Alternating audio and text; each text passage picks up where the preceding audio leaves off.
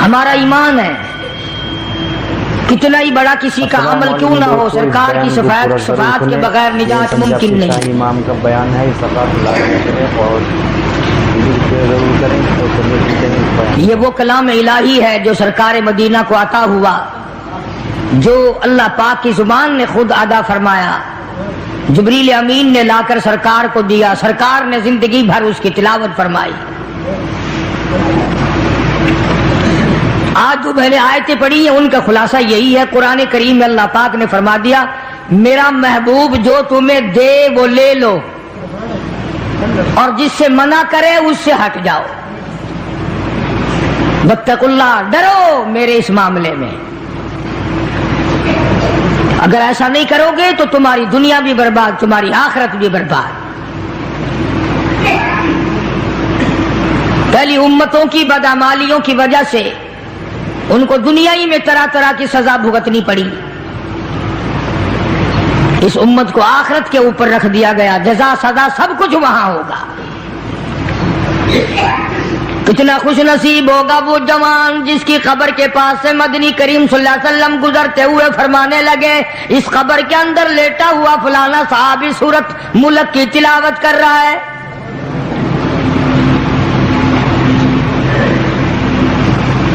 امام الانبیاء محبوب کبریا حضرت محمد مصطفیٰ صلی اللہ تعالی علیہ وسلم خچر پہ سوار ہیں، دو قبروں کے پاس سے خچر گزرنے لگا تو بدک گیا، آپ وہیں پر اتر گئے، ان قبروں کے پاس کھڑے ہو کر آپ نے دعا فرمائی، کسی درخت کی شاخ ٹہنی منگا کر اس کے دو ٹکڑے کر کے دونوں قبروں کے اوپر ایک ایک ٹہنی گاڑ دی۔ صحابہ کرام کو خطاب کر کے ارشاد فرمایا محمد عربی صلی اللہ تعالی علیہ وسلم نے او لوگوں ان دونوں قبر والوں کو بڑا سخت عذاب ہو رہا تھا، آپ نے یہ بھی فرما دیا اس ایک قبر والے کو عذاب جو سخت میں نے دیکھا، میرا خچر بھی بدک گیا، اس کو پیشاب کی چھینٹوں سے نہ بچنے کی وجہ سے بڑا سخت عذاب ہو رہا ہے۔ آج لوگ جو نماز نہیں پڑھتے وہ کہتے ہیں چلو میرے کل کون سے کپڑے پلیت ہوں گے، پیشاب کیا اور یوں ہی کھڑا ہو گیا، نہ استنجا خشک کرتے ہیں نہ پانی سے استنجا کرتے ہیں، کئی بدبخت کھڑے کھڑے پیشاب کرتے ہیں۔ تو آقا مدنی حضرت محمد الرسول اللہ صلی اللہ تعالی علیہ وسلم نے فرمایا، صحابہ کرام کے سامنے فرمایا، اس دنیا میں فرمایا، اپنی حیاتی میں ہی فرمایا، لوگوں پیشاب کی چھینٹوں سے بچنے کی کوشش کیا کرو، اس قبر والے کو بڑا سخت عذاب پیشاب کی چھینٹوں سے نہ بچنے کی وجہ سے ہو رہا ہے۔ جس طرح بیٹھ کے پیشاب کرو، ہوا کے رخ پہ نہ بیٹھو کہ چھینٹے اڑ کے نہ آئے، نرم زمین پہ پیشاب کرو چھینٹے اڑ کر پیروں پہ نہ پڑیں، ایسی جگہ ڈھلوان کی طرح پیشاب کرو جہاں دور جا کے چھینٹے پڑیں۔ لوگ اس کو گناہ نہیں مانتے، اور خصوصاً جو انگریز کے چیلے ہیں وہ تو گناہ ہی نہیں سمجھتے۔ قرآن کریم میں اللہ تبارک و تعالیٰ نے صاف صاف فرما دیا میرے محبوب کی اطاعت تمہاری نجات ہے، میرے محبوب کا کہنا مانو گے تمہاری نجات ہو جائے گی۔ اور یہاں تو آپ نے قبر کے بارے میں صاف صاف فرما دیا لوگوں پیشاب کی چھینٹوں سے پرہیز کیا کرو ورنہ قبر کا عذاب بڑا سختی سے ہوگا۔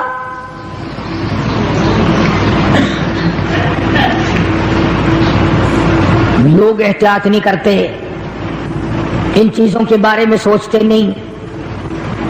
آج کل پکی جگہ بن گئی، فلش بن گئے، وہاں بھی اس بات کا خاص خیال رکھو کہ پیروں پہ، وہ کہتے ہیں چلو جی کپڑے تو بچیں، پیروں پہ لگ گئے تو کیا ہے، یہ قبر کا عذاب پیروں سے لے کر سر تک جہاں بھی پیشاب کی چھینٹیں لگیں گی اسی کی وجہ سے شدید عذاب میں مبتلا ہوگا۔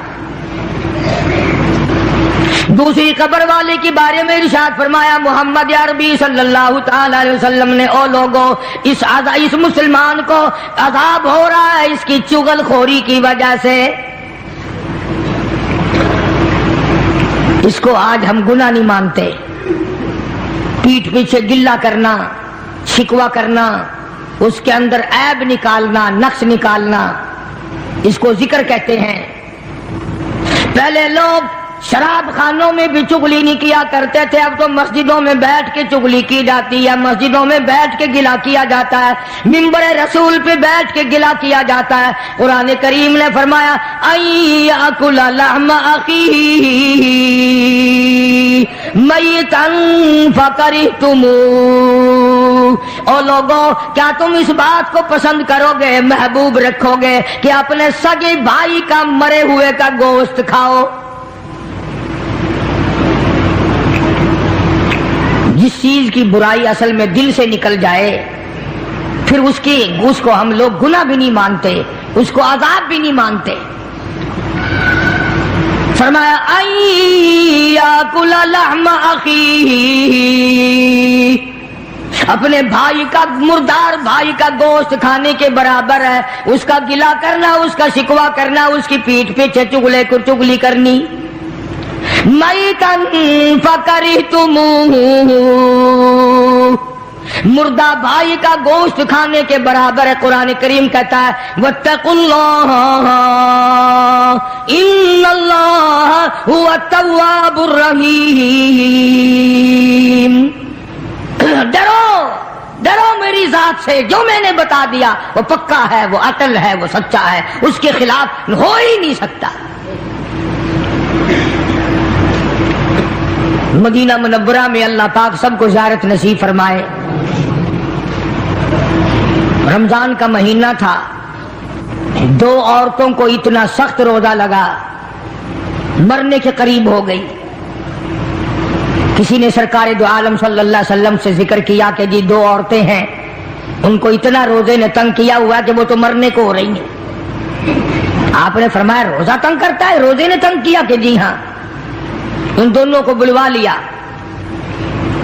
نبی کا مزاج امت کو سمجھانے کا تھا نا، میری امت بچ جائے، عذاب سے بچ جائے۔ ان دونوں عورتوں سے کہا کہ یہ پیالہ لے لو اور اس میں قے کرو، اس میں اپنے حلق میں انگلی مار کے الٹی کرو۔ انہوں نے کہا جی کیا نکلے گا، ہمیں تو بھوک نے بڑا تنگ کیا ہوا ہے۔ فرمایا جیسے میں کہتا ہوں ویسے تم کرو تو صحیح۔ انہوں نے انگلی ماری، جب قے کی تو پیالے میں گوشت کے ٹکڑے اور تازہ خون آیا۔ اب صحابہ کرام سے حضور کریم صلی اللہ علیہ وسلم نے خطاب کر کے فرمایا کہ وہ جو قرآن ہے نا ایاکل لحم اخیہ میتا فکرہتموہ، انہوں نے چغلی کی ہے،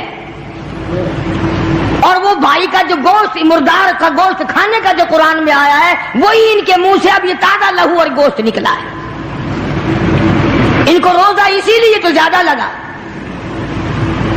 عموماً پرہیزگار متقی لوگ جو سارا دن رمضان میں قرآن کریم کی تلاوت کرتے ہیں، اللہ اللہ کرتے ہیں، عبادت کرتے ہیں، درود شریف پڑھتے ہیں، یقین کرو ان کو روزہ کچھ کہتا ہی نہیں۔ جو واہی تباہی بکواس خرافات ان کو اتنا تنگ کر دیتا ہے، وہ ہر روز سوچتے ہیں کہ کل کو نہیں رکھوں گا۔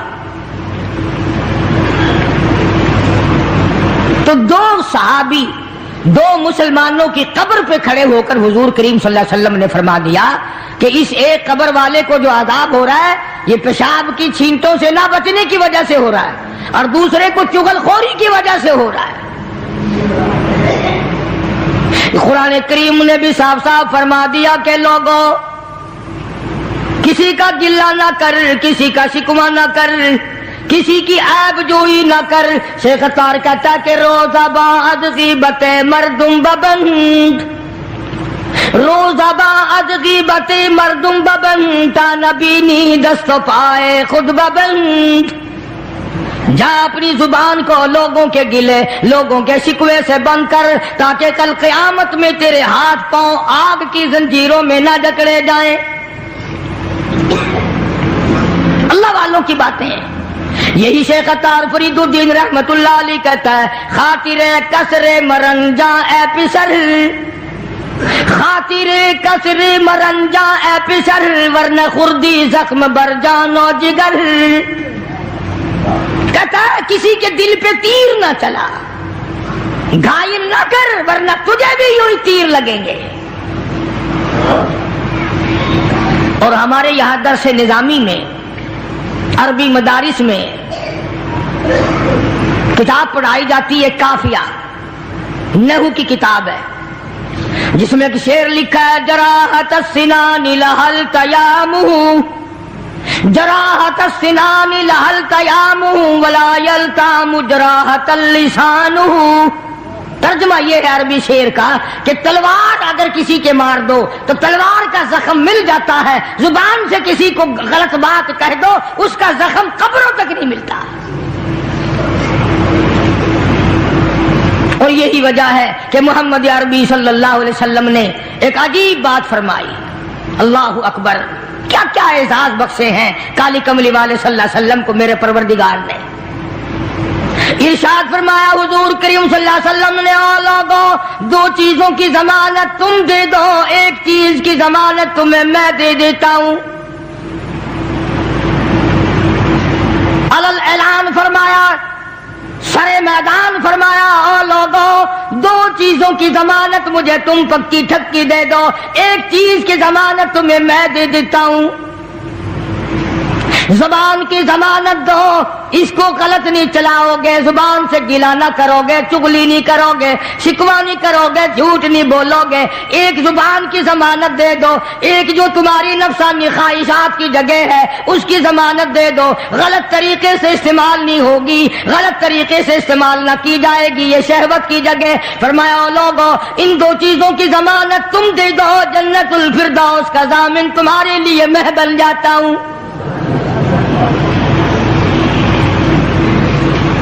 मेरी जमानत है, मैं तुम्हें जन्नत लेके दूंगा। आज इन्हीं दोनों चीजों ने हमें मार दिया। घर में कैसी खूबसूरत बीवी हो। अगर आपको ये बयान पसंद आया हो तो लाइक करें और शेयर करें और हमारे चैनल को सब्सक्राइब करें। अस्सलामु अलैकुम।